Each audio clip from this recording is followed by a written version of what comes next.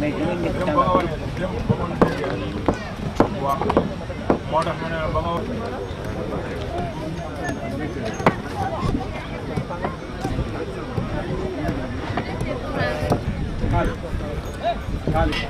waaw.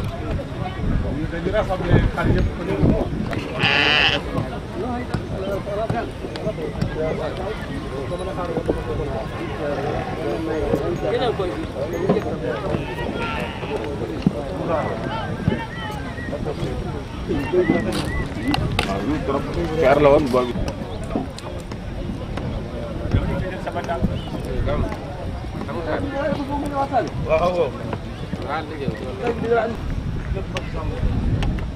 man kay damaa ñëw bu jënd bi fa la ñu photographe bi bële faa itam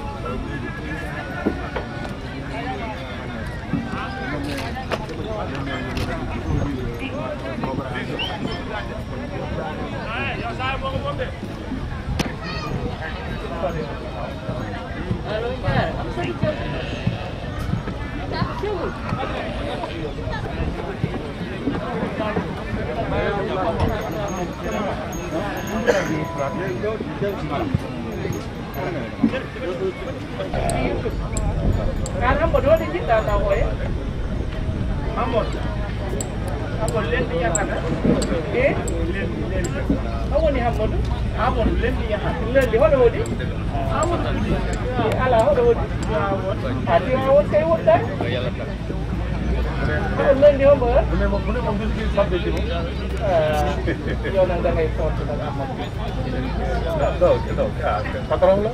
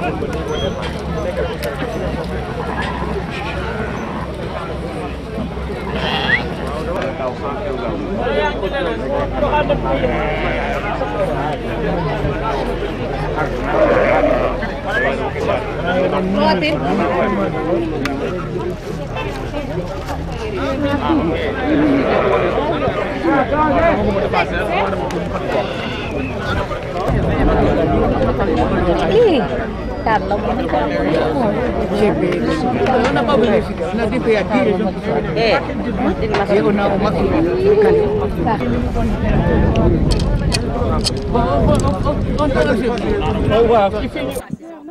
Je me présente, je suis le président de Biagi Kamara, président de Dora de Malika, cité Sonatel. Nous vous présentons aujourd'hui et de passage, nous saluons et remercions le président de la République Macky Sall dans son œuvre de bien penser au plan du Sénégal émergent, qui dit tout, innovation, motivation et organisation moderne. Et dans ce contexte, nous saluons le ministre de l'Élevage qui, dans son discours de prise en fonction, avait dit qu'il voulait vraiment faire des Daral de Malika ou de l'élevage de Malika une entreprise. Et c'est dans ce contexte que nous vous présentons ce plan. Monsieur le ministre, voilà exactement ce que nous voulons dans le Daral de Malika. Et ce plan est œuvré par la mairie de Malika et nous saluons de passage Tala Gadiaga qui est le maître d'œuvre. Et nous le remercions très sincèrement de son effort qui fait pour faire ce Daral voir le jour. Monsieur le ministre, nous avons 2 hectares à votre disposition. 2 hectares de terrain à votre disposition que nous souhaitons, avec votre appui. Et si vous avez toutes les explications qu'il vous faut, je crois que vous allez fournir l'effort qui vous reviendra pour que ce Daral voie le jour. Sur le plan d'ensemble, vous avez vu que ce Daral compose effectivement un magasin, des toilettes, une mosquée, poste de police, bâtiment administratif et case client, que nous avons vraiment schématisé pour que vous voyez un peu ce que effectivement le Daral de Malika représente. Nous sommes bien organisés pour vraiment donner un effort à l'État sénégalais pour que le Daral voie le jour. Monsieur le ministre, vous comprenez mieux que nous tous que l'élevage en particulier est un secteur d'emploi et de beaucoup d'emplois, des jeunes, des femmes et même des vieux qui sont dans ce Daral-là et qui veulent vraiment que ce Daral devienne un Daral moderne. Nous vous prions avec tout cœur que vous soyez notre porte-parole auprès du président pour que ce Daral voie le jour. Et nous tenons à vous remercier très sincèrement. Je vous remercie, monsieur le ministre. Sans penser, sans clôturer, nous remercions les jeunes, les femmes et les vendeurs du Daral, mais même la sécurité qui est là, que nous saluons le commissaire de police de Malika, qui nous a mis à la disposition toutes les dispositions pour que les éleveurs et les vendeurs vendent leurs moutons sans problème. Dans ce Daral, vous pouvez dormir tout tranquillement sans que vos moutons soient volés, sans que votre argent ne soit volé. Les acheteurs, on leur garantit que s'ils achètent des moutons, les moutons vont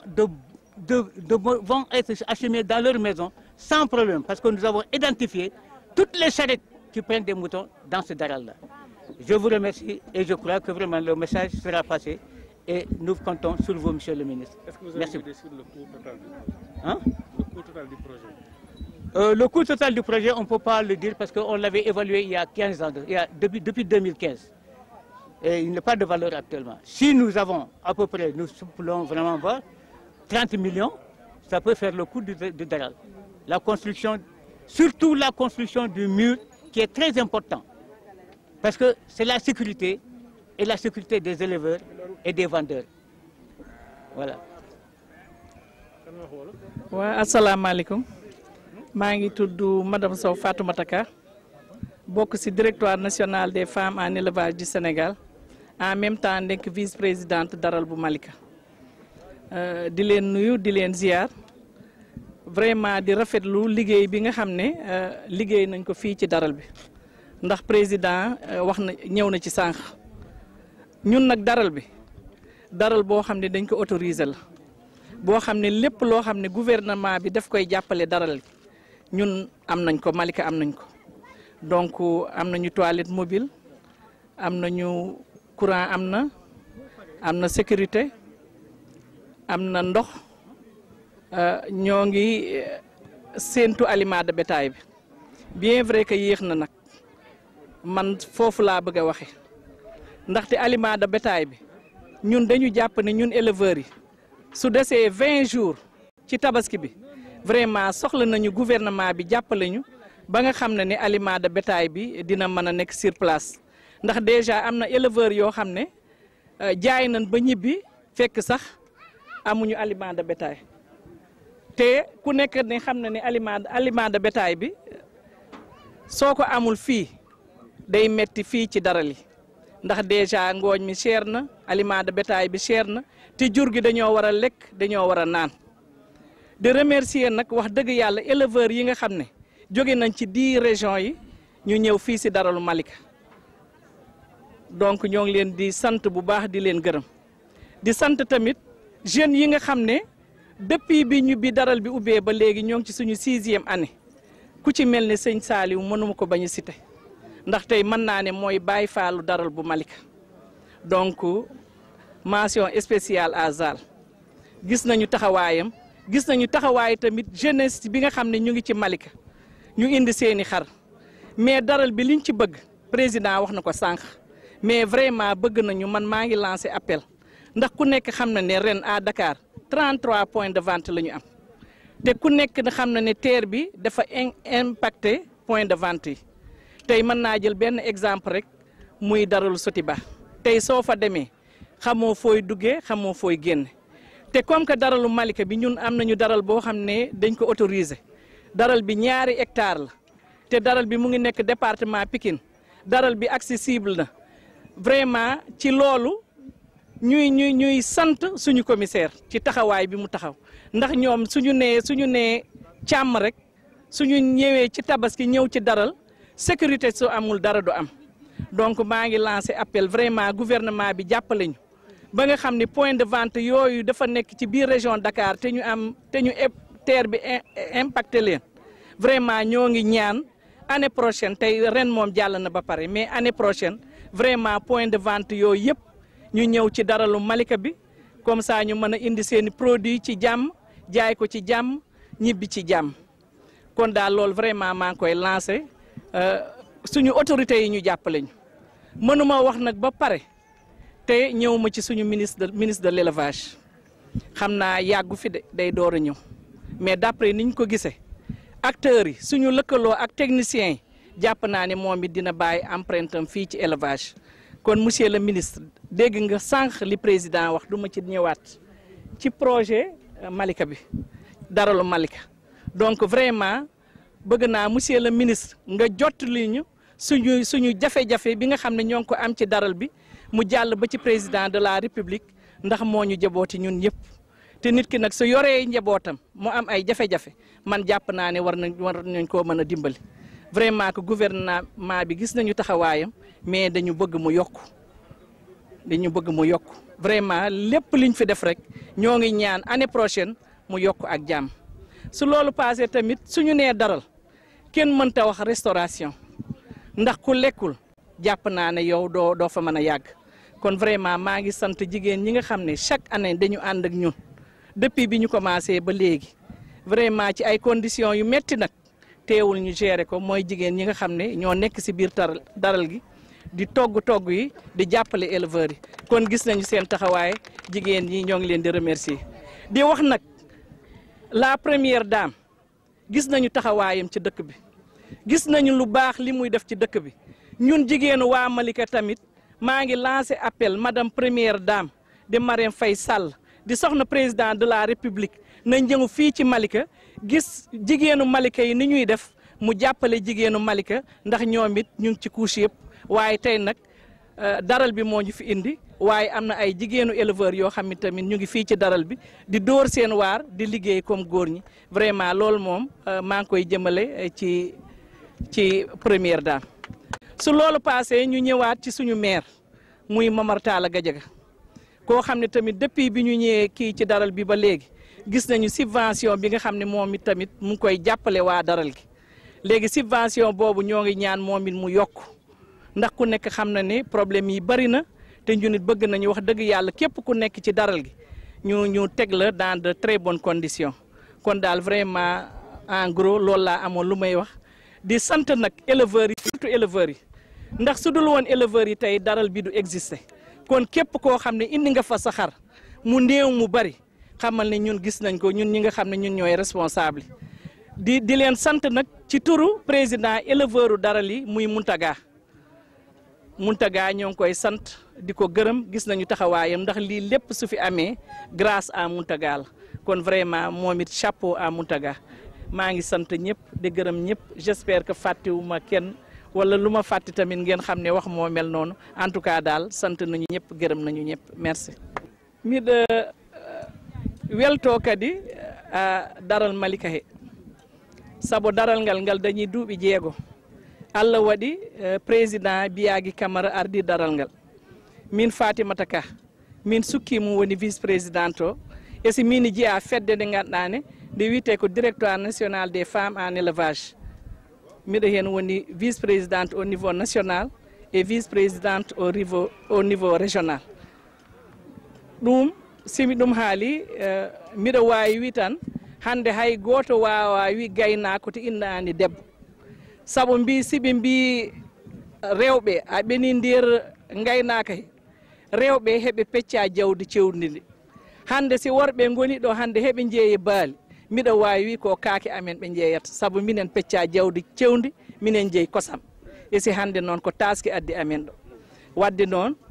min jetta laamu saabu gila daral ngal waɗa Allah yina waɗi daral ngal wadda dare ɗeɗe ganduɗani kala ko laamu o yina wallira daral Malika yina hen woodi gueɗal te min jii gueɗal ngal e si noon miɗen jawi no feewi saabu kala garɗo ngal daral anda hande région Dakar daral potgal ni ɗum ala ɗo ɗum weeɓani te goto fof yi dare ɗe gonɗe ɗo kadi nino liggeyaji ɗiɗi ganduɗani ko gouvernement o addiɗi ɗo heɗi liggo pour ɗi ballita gouvernement o goto fof yi hande nino ɗum wayi saabu 30 point de vente aji goni ɗo hikka a tati te won hen ɗi ganduɗani ɗi ɓurnoɗi hen heew doole kon wano daral Sotiba kon wano daral Liberté 6 hande ɓeni tokna ɓeni nawa foire donc ɗum min toro laamu o comme que Malika ɗo en ɗum jeeya ko département Pikine te Allah yina waɗi daral ngal hengal yaaji te arde ɗo sattani te kala ko ganduɗani heɗum walla daral ngal miɗen ɗum jogui surtout sécurité o min jii darde mumen kono min jetta commissaire o mo ganduɗani kam Allah tegui ɗo Malika hande daral Malika hande sa ari haɗɗo wawi yee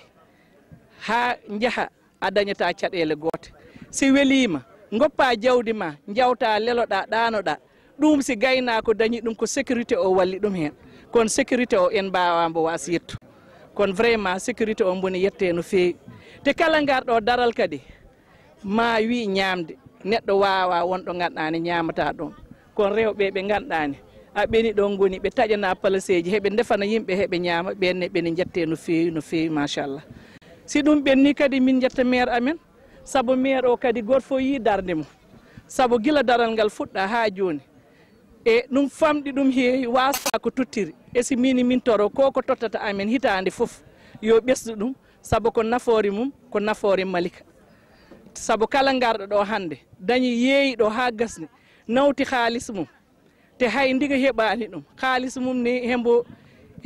ndiga ko itti haalis mum ɗum ne kadi ɗum ne ko ɗum dammum wonata saabu ko hande kon woni yaayo Malika naɓe joni noon miɗen mbiya tan vraiment ministre amen ni min mbawa haal hamin para min jettani ɗum ɓooyani ɗo e siko jiɗɗo liggo kono miɗa toro ɓeɓe ganduɗani heeɓe Allah waddi ɗum heeɓe goni pelle ɗe simi wi pelle heɗum woni acteur aɓe simi wi technicien heɗum woni docteur vétérinaire aɓe mina mumen jiidi yumma min jiidi baaba hay goto wawa yaaha woppa ɓe saabu sa wi ministére élevage si wonano éleveur ministére élevage addetake kono vraiment ɗum ne heeɓi ɗum poti andu ha ganduɗani heeɓi poti wondu ɓe jiida yumma ɓe jiida baaba ha ganduɗani kala ɗo min poti yahanir gaynaka ka fa yeeso gaynaka ka wawa yewtu a dow min gonda hen ministre o noon saabu minen ni min jii ballal gouvernement ngal e simi wino tan yomin ɓesdane te ha paari kadi dare ɗeɗe ganduɗani ɗeni ɗo nder région Dakar vraiment goto fof yii caɗele ɗe gonɗe daral he te daral Malika hengal yaaji hengal weeli yah mi haalino ɗum yesso ɗo seeɗa est ce il faut mi arta hen joni min toro laamo yoɓe amen ballu ha ɗen dare mbo wuuri si Allah woppi ɗo yimɓe dow jaam ha taski arti enen fof heɗen cellira heɗen tawa eni en toro laamu o heeɓe fof yoɓe gar ɓe kuma ɗo en saabu ko ɗum ko ɗum nafoore Malika naaɓe mais ko ɗum nafoore kadi région Dakar kono ɗum dal vraiment ɗum joguinomi hen ko mbiɗa ɓesda min jetta foof en surtout noon éleveur aɓe min ƴefta noon jettor o foof mi tega ngo président éleveur aɓe daral Malika ina wiye Muntaga kono mi ƴefti jettor o mi tegui junggo mum tottanami éleveur aɓe ɓe ganduɗani ɓe gimmima ɓe gimmima hono mbawmi ɗum haaldir hay sappo nayyi région ɗi gonɗi Sénégal région ji sappo ɗi foof hande ɓe gaari ɗo heɓe gaddi jawdi mumen donc minen min jawani ɗum min jetta kadi jeunesse Malika saabu heɓene famɗi heewi goto fof addi jawɗi ɗi dañi pour hollita yimɓene kadi ko Malika hoɗi kamnene vraiment yina jogui ko ganduɗani hiɗum wawi ɓesdu daral he ɗum dal gonɗo ko ganduɗani miɗum hen yiiɗi ɓesdu mi haalata mi parani noon te mi yettani Fatou Ka yina ɓuuri andirede Fatel yina hoɗi Malika ganduɗani ngol gimmimi foof ma immo kama Absa Sow e Absa ari ha ɗo mais goto fof yina andi ɗo tolniɗen hande heɗum ɓitti goto fof yina dañi ko yina litta kono vraiment min salmina Malika naaɓe foof debbo gorko kurka mawɗo mi woppani hay goto e vraiment miɗo duwono dal Malika yallah yo Allah ɓesduɗo ɓesdare a barki Seydina Limamul Mahdi o mo ganduɗani kam min jakori hande e janggo on jarama merci beaucoup bandiraɓe Malika naaɓe bandiraɓe région de Matam e région ngaji sappo garɗi ɗo kawriti ɗo ɗi pop minen mbiɗen jiiɗi wallede e daral he daral ngal ko daral fulɓe daral ngal ko daral ngal ganduɗa ngal fulɓe foof keptini mbatti hen hakkillaji mumen so min dañi min jiiɗi ko daral ngal ndungu e ceeɗu tawa ngal wona joɗotogal ngal ala jawdi ko ɗum min jiiɗi monsieur le ministre ko ballamin daral ngal maahe ngal waɗe restaurant ji ngal waɗe no dareɗe mawɗe ɗe mbaɗa ni ngal waɗe noon kadi ngal daral manggal e nder Sénégal hande Sénégal foof ene yi ngal hande monsieur le ministre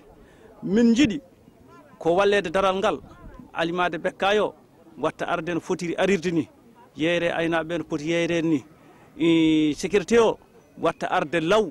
wonde ɗo e fulɓe he fulɓe ɓe ene jetti Allah ene jetti Malika naaɓe ene jetti monsieur le président Camara ko dariɗo ko jiɗɗo daral ngal kala nde o nodda o kanko ala haala yewtere wonde sona balle kam Malika feewa ɗum noon min jiiɗi ko bandiraɓe ballon min onon monsieur le ministre daral ngal maahe ngal fewne Alimade Bekkaye adde restaurant ji mbaɗe ndungu e ceeɗu tawa ngal mankata tawa région ngaji ɗi pop aynaɓe fof ene gara jooɗoɗo ɗo liggo e Malika naaɓe kadi naftoro Malika naaɓe on jarama on jettama ko région de Matam département de Ranérou commune mo Houdallaye ko Idrissa Hammalallah so élewirde ferlo merci on jarama Idrissa Hammalallah Idrissa Sow moƴƴi min garde bandamen min tawi bandamen kadi min tawi ɗo